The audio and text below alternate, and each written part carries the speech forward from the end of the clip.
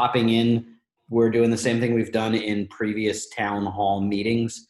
You will be muted,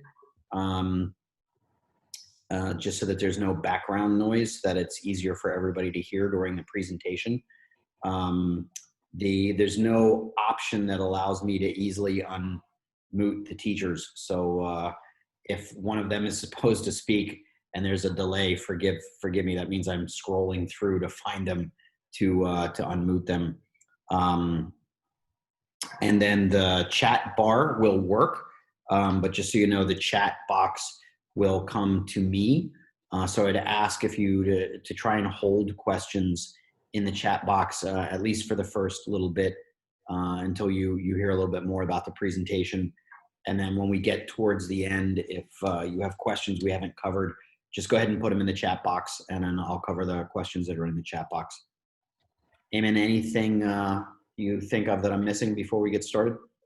No, we've put the name on the slide of who's to talk, so that's just to help us. But other than that, I think we're ready to go. Okay, excellent. So I'll go to the first one. Yep.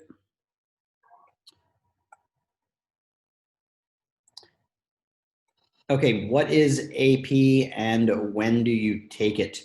I'll give a really short overview of the AP and what it is and why you should take it, and then ask, I'm gonna go ahead and unmute Miss Fromme too, in case she wants to chime in while I'm doing that. In short, AP and IB, if the AP stands for Advanced Placement Courses, which is through the College Board in the United States, which regulates basically all things college, the SATs, college admissions, they certify colleges.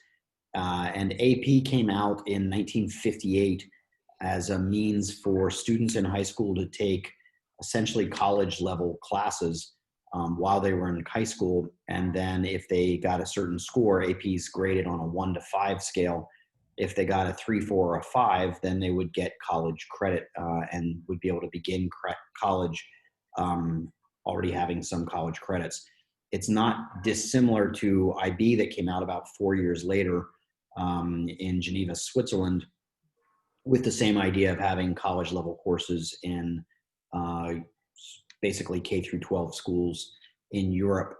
The difference is, over the years, they sort of started as like a Mac and a PC. They didn't have that much in common, but their functionality is quite similar now. IB has over the years moved to a fully integrated K through 12. So you can have the early years, the middle years, and the diploma program. And their diploma program is really designed to be taken as a whole unit, so that if you're in IB, you can take courses as a one-off, but it's not designed that way. Where AP really maintained the idea that each individual course was an individual course. And that was really AP's advantage, that every kid has a strength or a weakness. And so if you're not very good at math, but you want to take AP English, that's fine. That's the way it's been designed.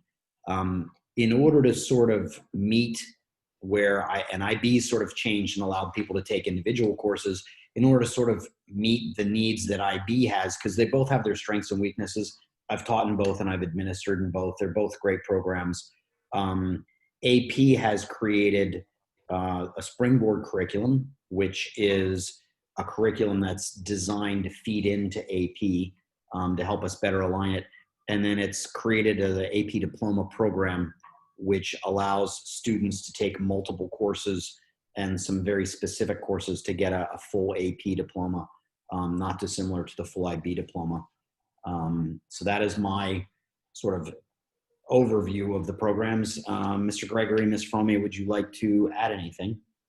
Yeah, just Sam, if I forget anything, you can mention it, but just that they are advanced placement courses, so they're like college level courses that we offer in sort of high school.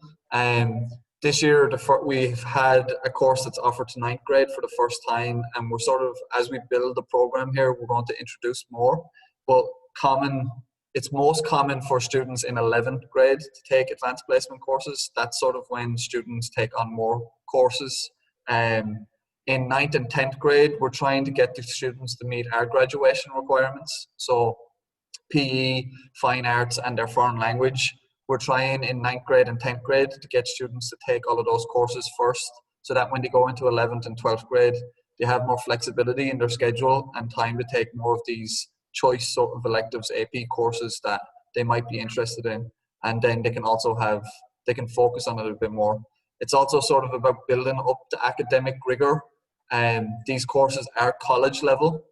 So I think a lot of our 9th graders right now who are taking AP Human are struggling because the jump from middle school social studies into a college level AP Human sort of college level course is a lot.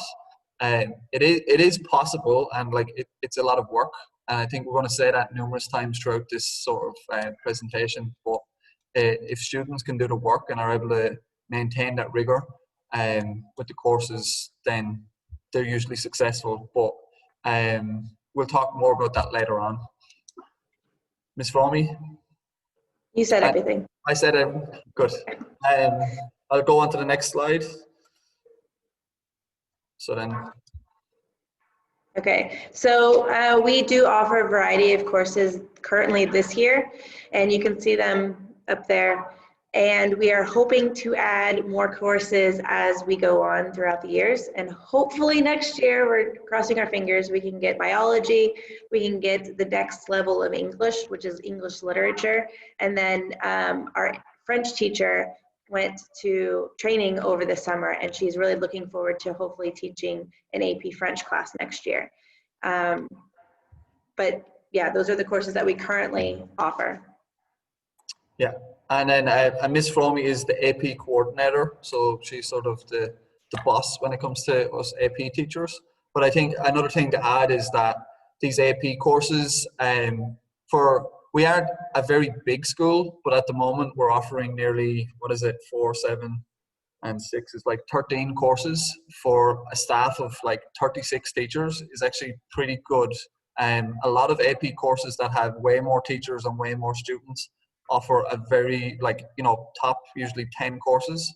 So us offering 13 and hopefully next year being able to offer like 16, 17 courses is very competitive. And it's very good that we have that at the moment. So we hope to continue to build on it. It's down to whether we have the teachers who are qualified to teach those courses and availability and whether the students are interested. And then Ms. Roya. Oh, you'll have to unmute Ms. Roya, Mark. Okay, sorry. Give me a minute. There she is. All right, Ms. Roya, you should be able to there she is. Thank you. Okay, so I'm going to discuss why you should take the AP courses. The number one reason for parents is because when these students take the AP course and they get the credit for the exam, either a 3, 4, or 5, depending on the university that they're applying to, they can receive college level credit. So that means less classes that that student has to take, which means the tuition will be lower for that university. Also, the main thing is just getting them ready for university. So by taking this course, it gives them a chance to build up on their academic skill level. It kind of is a pseudo experience of what they can expect in university, and they're just a lot more prepared.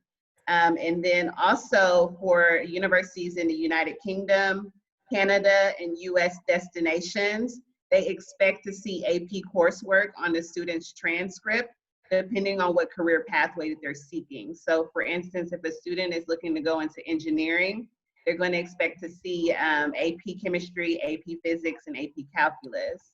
If someone is going into the medicine and related fields, they're going to expect to see AP chemistry and AP biology. So it's just important for students to really align their high school coursework by way of AP courses with what the universities are expecting to see. Yeah, and Ms. Roya, correct me if I'm wrong, but like one of the main reasons we have students not taking AP or they decide to drop an AP is because they're trying to protect their GPA, and they believe not taking an AP course would you know, because it's harder and it's marked harder, and they might not necessarily get an A in that course, they feel like they should just drop it and do a regular course. But what I've told them is that it's probably better to have 6 or 5 APs on your transcript with a 3.0 GPA than having Absolutely. a 4.0 GPA with no AP courses. Would I be correct? Absolutely. Because if they are attempting those AP courses that are aligned with the college level work, because that child attempted the work, even if they're not getting a 4.0 in that course, it's a higher level of admissions decision for that student versus one that just does regular coursework that never challenged themselves. They're likely to be less prepared than the student that attempted the AP coursework. Perfect. Thank you. And then the AP placement, Ms. Fromy, do you want to start? And then I can add on. Yeah, so in order to place your child into an AP class, we look at a variety of different things. One is when they take the PSAT, they'll get a score. And then they are also put into something that's called AP potential. And so that shows us if the student does really well in a part of the PSAT, they might be kind of in the science track. And so they have AP potential to do well in an AP science class, or they might do really well in the social studies. So taking the PSAT, getting those scores, and then using those AP potentials will help us determine if your child is going to succeed in an AP class. We also look at the MAP data, and that's why it's really important for the students to take MAP testing seriously. And then we also look at just general academic performance, their attitude towards learning. It's really important because it is so rigorous that they have to want to do well and want to succeed and want to study so that they can do well. And then we do use teacher recommendations, and based on what Ms. Roya, the conversations that she has with the students on their career pathways, to make sure that they're taking the APs that align to what they're wanting to do after university. Yeah, I think you said most of it there. And I think it's important that last year we didn't do map data in the end of spring due to the COVID pandemic. So this year we didn't have a lot of data for us to use, but coming up for the map this fall and the map in spring, between that and the PSATs, they're sort of the real data that we have that we use to determine really whether a student is going to be capable in one of those classes. So just to keep that in mind. Okay. Yeah, and if I could just chime in before you guys move to the next slide.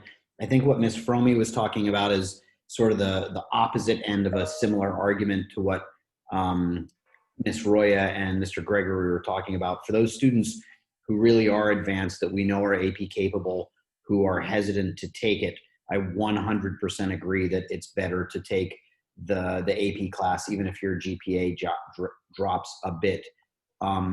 But I think when we put attitude, if you look at this slide and you talk about attitude towards learning and general academic performance, we are very, very liberal in our AP admittance.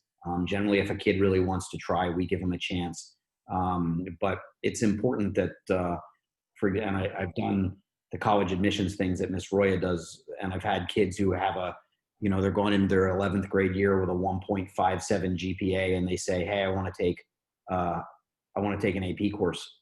That child really needs to work on bringing their GPA up, and AP isn't the best route for that. So there are times when we counsel kids to make that other decision, and these are really the criteria that we use for that. Perfect.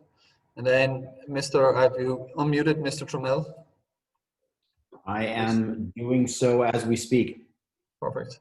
So Mr. Trammell is going to speak about AP Seminar, which is a brand new course that we've started doing this year.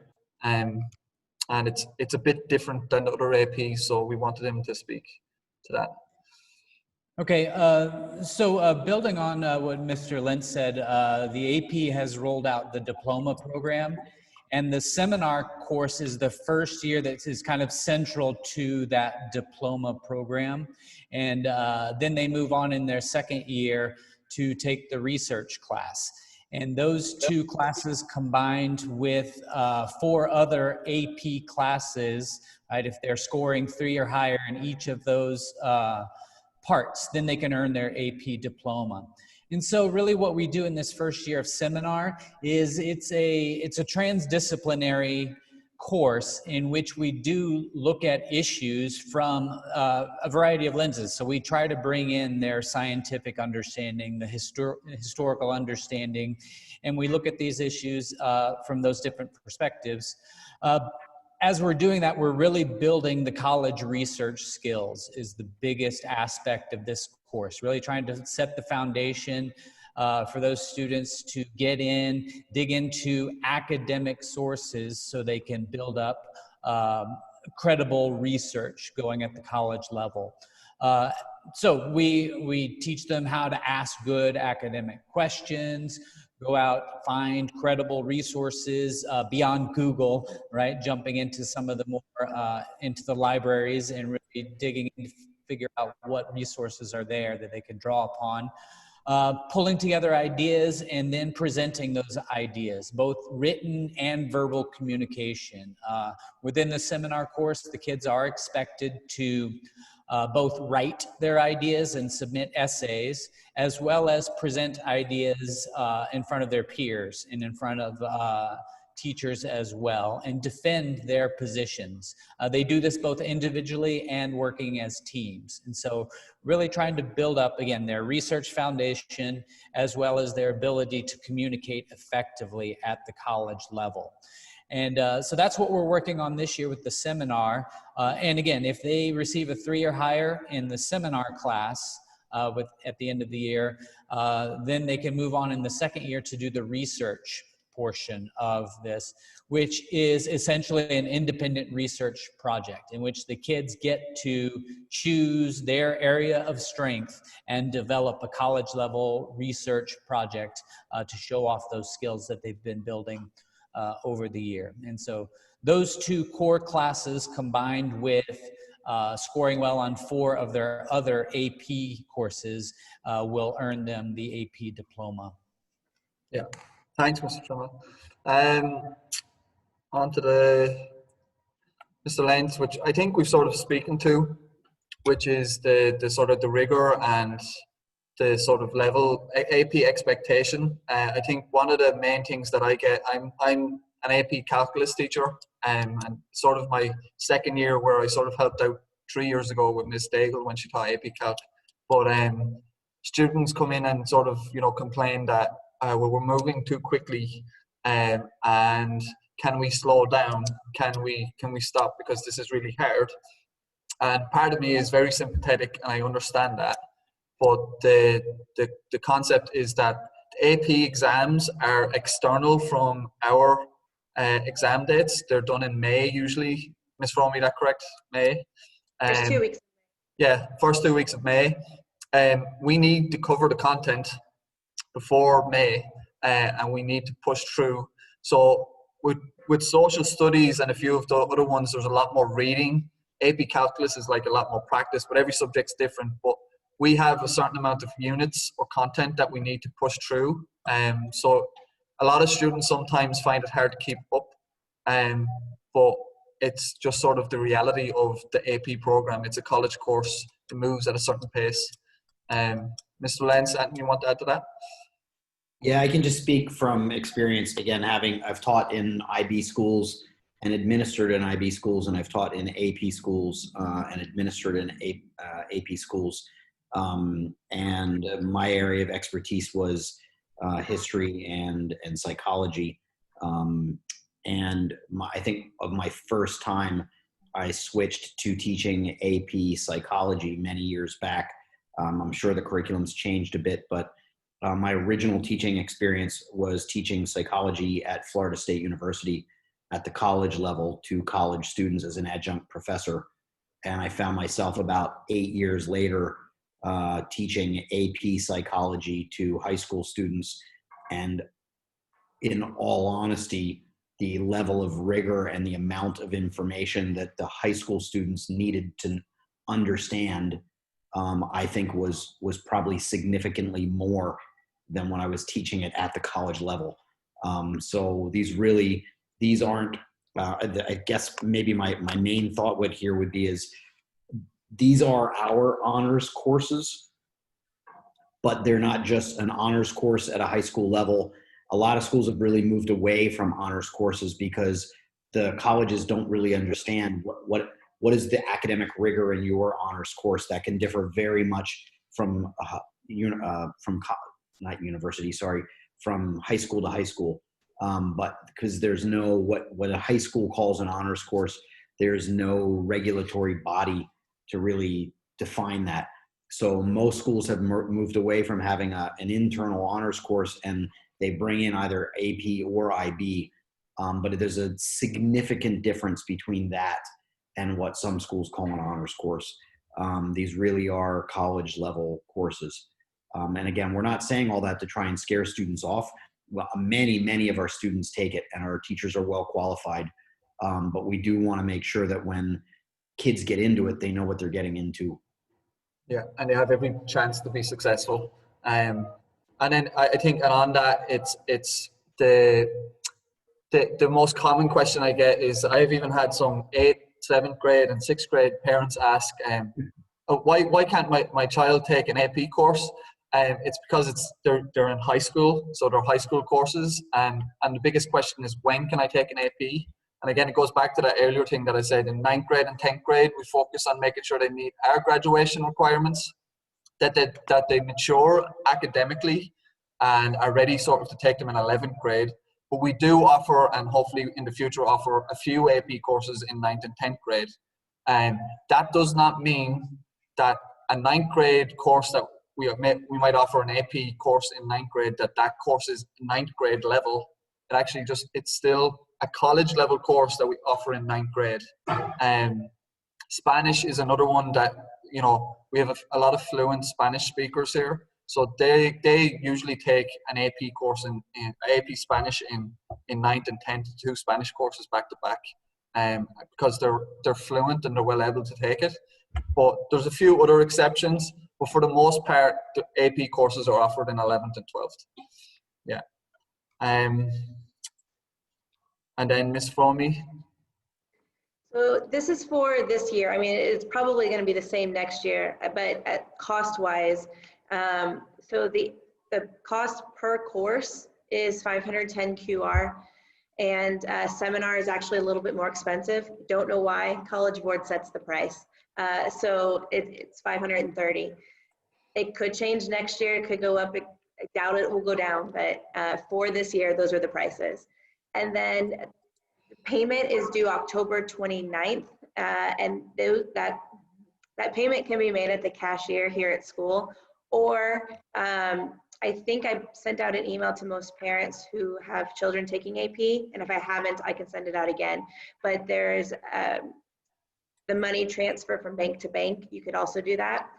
And if you do use a debit or credit card to pay, you're going to be charged a little bit extra for the fee of using the credit card. And then if you make payment after that deadline, we don't set this, College Board sets this. It's an extra $40 US or 146 QR. So make sure that you are paying on time and that the kids are signed up in AP Classroom to register for their class. And all AP students should have gotten this letter, and it's kind of on the screen as well. And it's just it's a advanced placement registration commitment agreement. And it's basically the child is going to sign it and you're going to sign it and you're going to turn it back into us. It's just stating that you understand everything that goes along with AP. So if you have a child who's taking AP and they did not get this letter, send me an email, tell your child to come see me, and I can give them a letter or one of their teachers. Yeah, perfect. And I think, Mr. Lenz, if you have anything to add now, but I think we've timed that fairly well. We're finished in 5 minutes, so I think that was pretty well done. Is there any questions you're getting in the chat? No, I think we must have done a pretty good job. Well done, team. Generally, as parents, we're coming coming in, you guys were answering questions before I could type them out. So I think we've answered just about all the questions. I have one or two that were very individual and specific. So I've taken their information down, and I'll reply to them again as I have in the past. But no, I hope it was informative, and I thank my teachers for their time, and I thank the parents for their interest. Perfect. So I'll stop the meeting, stop the recording, and